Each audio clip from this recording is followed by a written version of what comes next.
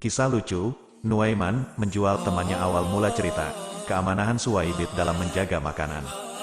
Kisah mengenai kejahilan Nuaiman satu ini diceritakan dari Ibnu Majah. Suatu ketika, Abu Bakar As-Siddiq pernah mengajak Nuaiman dengan bersama sahabat yang lain lagi untuk berdagang.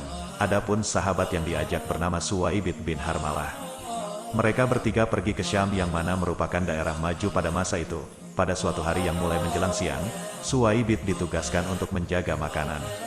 Karena saat itu Nuaiman merasa lapar, dia menghampiri Suwaibid dan meminta satu potong roti saja untuknya. Tetapi karena mendapatkan amanah untuk menjaga makanan tersebut, Suwaibid pun menolak permintaan Nuaiman. Hingga kemudian Nuaiman berkata, "Jika begitu, berarti kamu juga setuju semisal saya berbuat ulah." Nuaiman mulai beraksi dengan berencana menjual Suwaibid.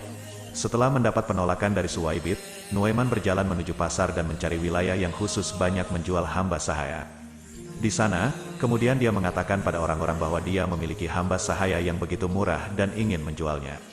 Nuaiman juga menambahkan bahwa satu-satunya kekurangan yang dimiliki oleh hamba sahaya itu adalah terus mengatakan bahwa dirinya merupakan orang merdeka dan bukanlah hamba sahaya.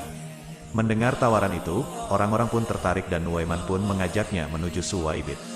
"Orang yang sedang menjaga makanan itulah hamba sahaya saya," ujar Nuaiman pada mereka. Orang itu pun memberi uang pada Nuaiman dan menghampiri Suwaibid untuk dibawa. Tentu, Suwaibid yang terkejut mengatakan bahwa dia bukan hamba sahaya dan orang yang merdeka.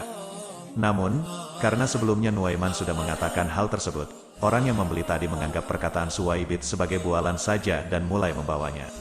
Abu Bakar menebus kembali Suwaibid setelah beberapa saat dari kejadian tadi. Abu Bakar As-Siddiq kembali dan mencari keberadaan Suwaibid karena tidak mendapati kehadirannya. Nuaiman pun berkata, "Dia sudah saya jual, ya Abu Bakar." Setelahnya, Nuaiman menceritakan semua yang terjadi dengan jujur pada Abu Bakar. Abu Bakar pun menebus kembali Suwaibid dari orang-orang Syam tadi. Lucunya, kisah ini sampai pada telinga Rasulullah Shallallahu Alaihi Wasallam dan membuat beliau tertawa hingga terlihat gigi geraham di hadapan para sahabat. Perawi hadis menyebutkan bahwasanya Rasulullah Shallallahu Alaihi Wasallam menceritakan kisah lucu Nuaiman dan Suwaibid ini pada para tamunya, bahkan walau 1 tahun telah berlalu dari kejadian itu.